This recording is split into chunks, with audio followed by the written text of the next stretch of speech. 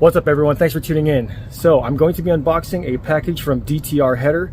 It is a 421 street header meant for the B-Series engine. It's going to be going on to my 91 Acura Integra DA equipped with a B20. The DA still has the factory front subframe. It does not have a front traction bar, so I'm hoping that this header will fit with little to no modifications to that front subframe. Just for clarification, DTR, Danny Tran, or any affiliates of DTR, any other distributors for DTR, did not send this to me. I paid money out of my own pocket to receive this. You guys are going to receive a unbiased opinion on what I think about this. Another thing, I am not a welder, so I cannot give you any full details whether or not I believe it's an A+ welding work or any fab work, or if it's complete poor quality work as well. I mean, obviously I kind of know what to look out for poor quality fabrication work, so but as far as like grade A stuff, I can't really tell you. I'll just let you guys judge from what the footage I show you guys here and kind of my personal thoughts on it. So all right, we'll get this started. Okay, here's the packaging. I obviously have all the addresses and whatnot taped off. Cool little DTR package, great. Only noticed when I received it, it could have been from UPS. I'm not sure, one little hole there, but again, nothing I'm too worried about. So, very small package. So this does come with the header itself, secondary pipe, and the collector. So I'll get this open right now. You guys will get to see it and we'll talk about it. Okay, everything neatly packaged. Got the gasket. Donut gasket with springs due to it being a slip-on design. One secondary.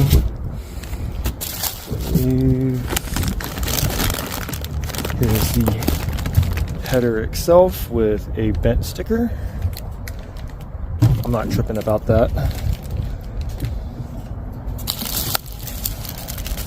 I believe this is the other secondary, and then here is the collector pipe. All right, I'm gonna get this unraveled from the bubble wrap and whatnot, and we'll go through it. Okay, we'll work from the collector all the way up to the header. So here are the welds. In my opinion, it looks very high quality.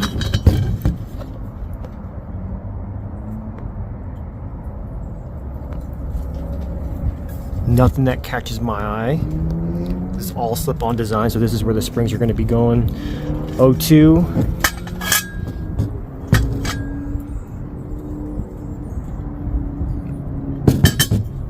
Donut gasket again with the springs. I measured this out, so this is going to be on the collector side about 60 millimeters or 2.36 inches. And then for where the secondaries meet here, for where it meets here on both, we're looking around 54 millimeters or 2.12 inches. Okay, secondary. So this part goes into the header. This part goes into the collector. So if you can imagine, it goes in like that and then should slip in, and then spring holds tension to it. So measured this end that goes into the collector. It's around 51 millimeters, give or take, if you were to round it up, or about 2 inches. So on this end right here, I'm getting around 48 millimeters. What side would that go on? And then I believe this one was a little bit smaller. I believe it was around 47.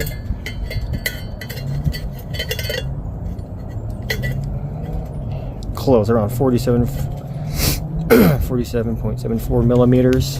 So one side is smaller, which is quite interesting. But again, it's for the slip-on. So a little inconsistency there. Don't see too much of an issue with it. Hopefully, as long as it all slips on easy, that's all I care about. Going over the welds real quick.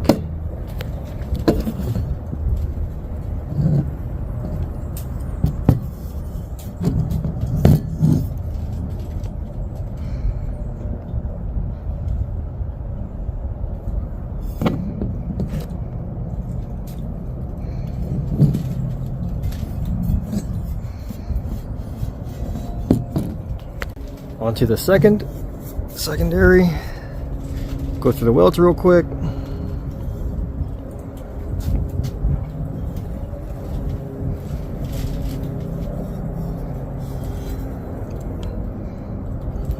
Looks good to me.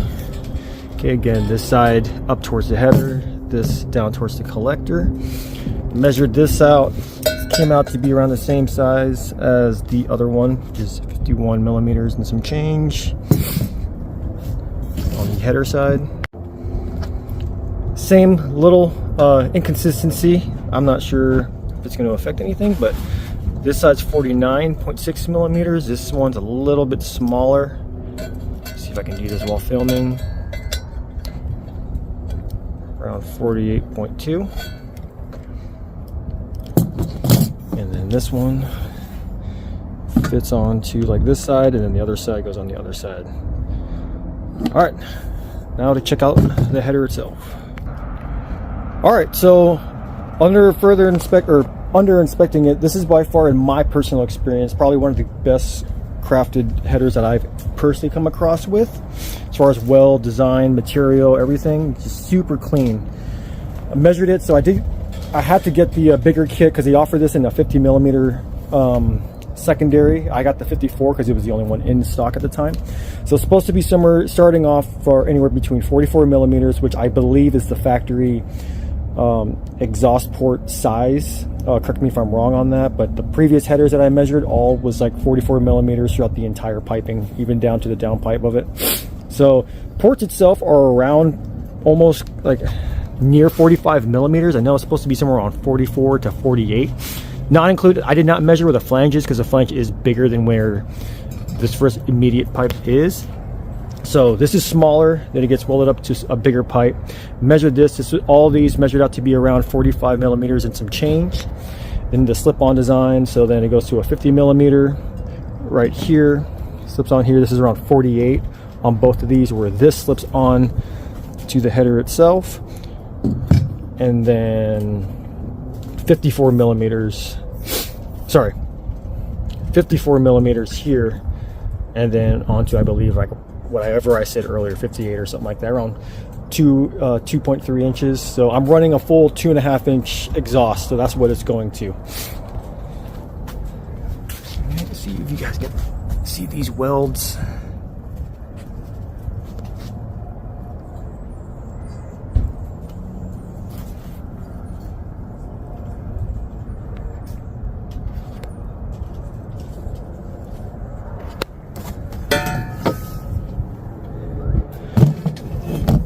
Love the little DTR logo. They did it right there.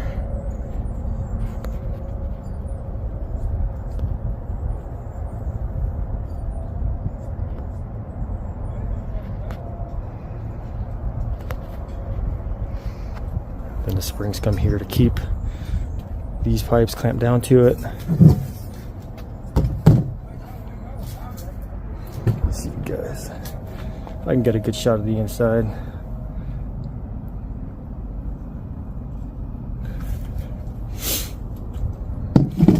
All right, I'm gonna get this on the car. All right, don't mind the mess. So I got the one side that I thought was gonna be an issue. So the good news is I am at this point very confident I can fit this header on without having to notch anything. So this is the one side I was worried about, just because of how it sticks out vertically from the firewall to radiator side.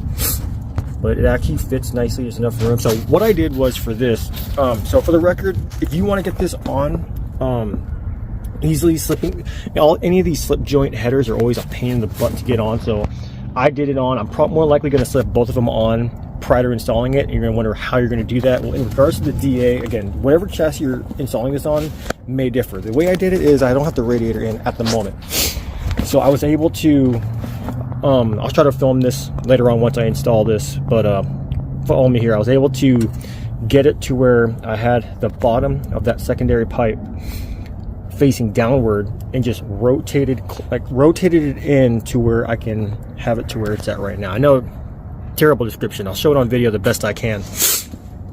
Easiest way, at least as far as the DA and maybe EF chassis go, is you're gonna have to probably move the front radiator to give you as much room to rotate the header as possible.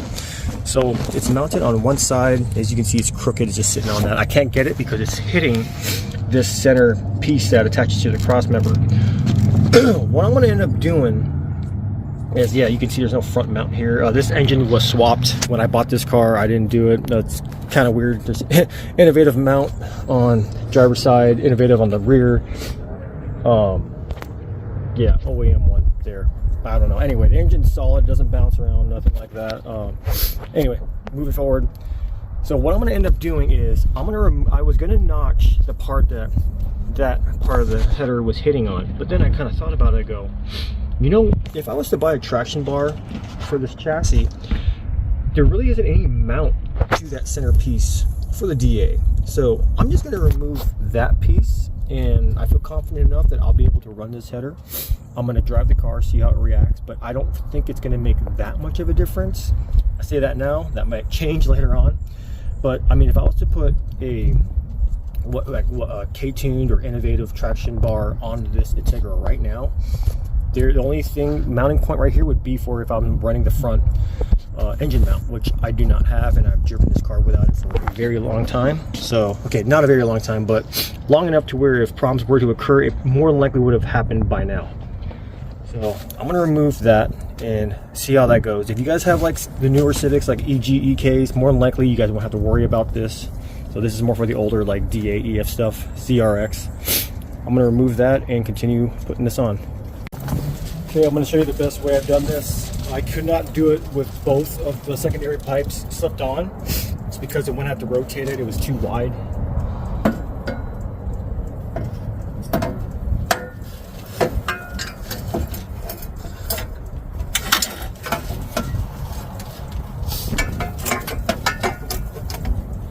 There you go. Just like that. You can see now that that center pipe or that center bar is gone, fits perfectly. So now I'm gonna have to slip on that bottom one. Had to take that center bar off. However, it is touching the subframe. Like, it is a tight fit. So longevity wise, I'm definitely gonna notch that just a tiny bit, just so it's not touching.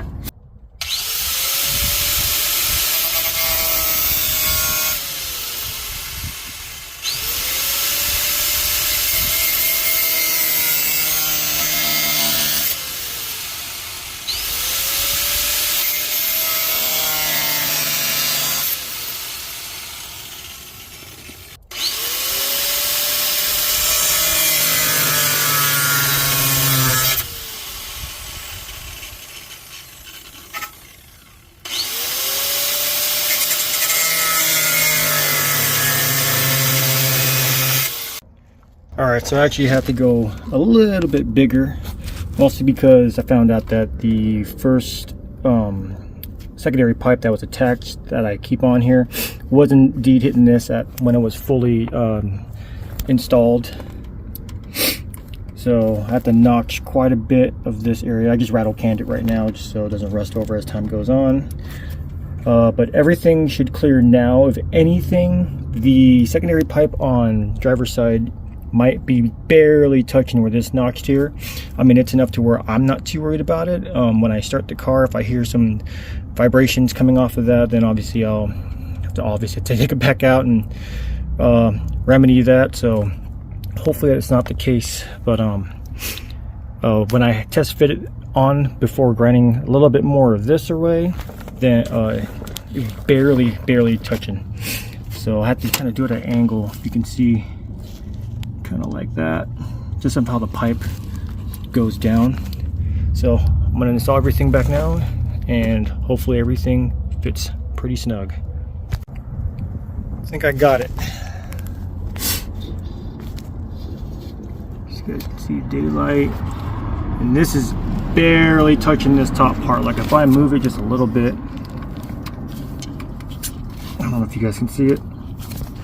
Yeah, probably not. Well, at least a little gap. Like it is barely putting any pressure on that top subframe.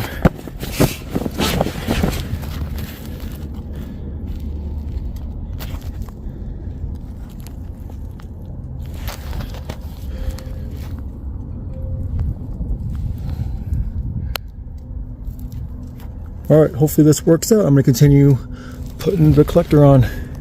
So one negative thing so far, at least on my end, I don't know if it's just due to design differences throughout different chassis or whatnot, but this is a test pipe that was supposed to be designated for like a DA, EF, TRX. I'm not sure if the bolt pattern fits or anything like that, but when I put this on, replacing the OEM catalytic converter, everything bolted up perfectly fine, everything lined up. However, on this one, this flange that the DTR came with was way too big. It doesn't even closely line up anywhere. So I'm gonna have to mark this and then drill out my own holes here so I can mount this test pipe onto this collector. All right, got the new mounting points drilled out. Took a good minute because this is a thick flange. It's a cobalt bit, some oil, and patience. You don't want to drill too fast when drilling through this. Everything lines up. I did not add the donut gasket at this time, but I'm more than likely gonna mount this together, find a way to slip this back on again, because this is honestly the hardest part to slip on through this whole header setup, and then hopefully just be super easy just to bolt everything back up to the rest of the cat back, and hopefully we're in business.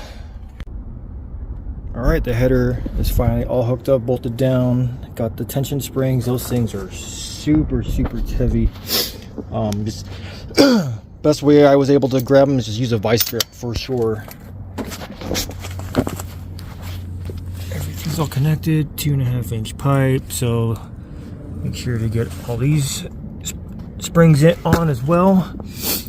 Again, it's going to be a little tough to be able to, at least on my end. You guys may not run into this trouble, but having to bolt up the catalytic converter, if you guys still have one, or the test pipe that I have, I had to, because given the situation, I had to mount the test pipe onto the collector first and then slip on, which was still a pain in the ass, but doable. And everything is looking good. I just got to throw the radiator back in, fill it up, and start it up and hear what it sounds like. So it's actually been a couple of days. I ran out of time. You guys probably noticed I upgraded the hardware, painted the valve cover, and just did a whole bunch of stuff while I had all the room. So put the full-size radiator back in. So if you guys are wondering if a full-size radiator will fit in here, yes it will. Half-core will fit. I was actually going to run a EK Civic half-core OEM one in here, but unfortunately the diameter of the upper and lower radiator coolant passages on the radiator were too small and it kept leaking. I didn't want to like hybridize upper and lower radiator hoses. I just wanted to get this thing running. So I'm sure you guys can even fit a dual core radiator full size in here without any problem. Slim fan for sure, but I still have the OEM fan, and that's how close it is. So no issues there. If you guys are wondering about ground clearance is actually very good. That's the ground clearance. And yes, I am slightly lowered from stock Montine coilovers. But when I bought this car was super slammed, and actually one of the main reasons why I got this header, or any header replacements, because the secondary downpipes got smashed up due to how low this car was when I purchased it. So enough babbling, let's get this started.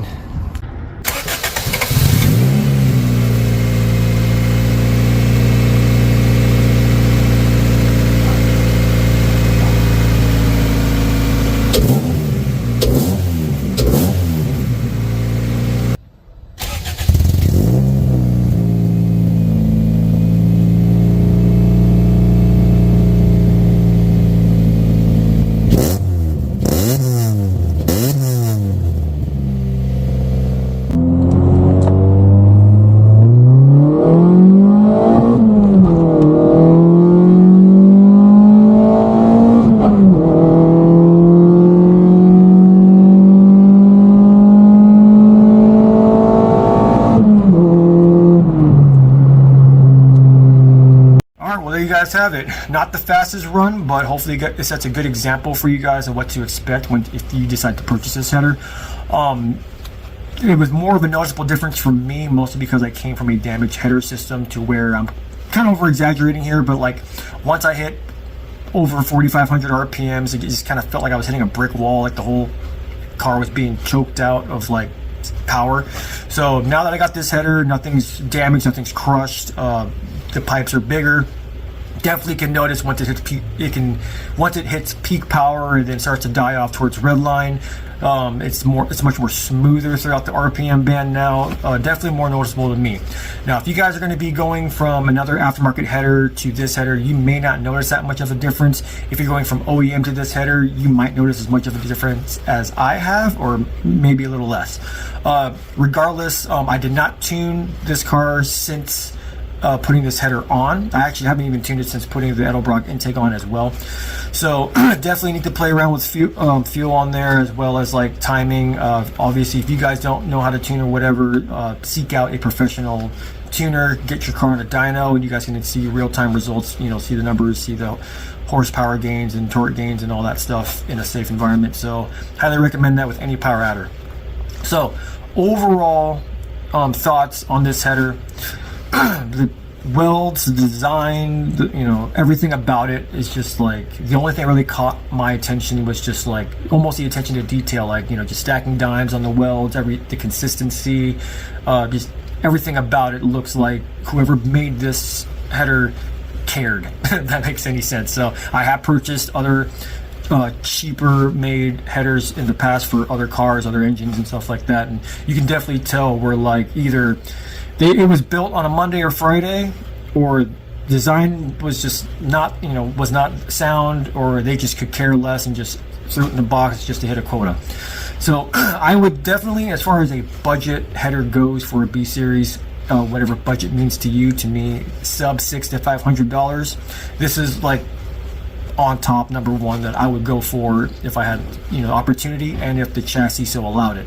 What I mean by that is, if you guys seen the amount of modifications I had to do to the front subframe for the DA, you might have to do similar stuff for an EF or CRX, etc., or other chassis as well. So just keep that under consideration. There are other different tri-Y header designs or Toyota style header designs that require very little to no modifications to the front subframe for like those older Honda chassis. So keep that in mind.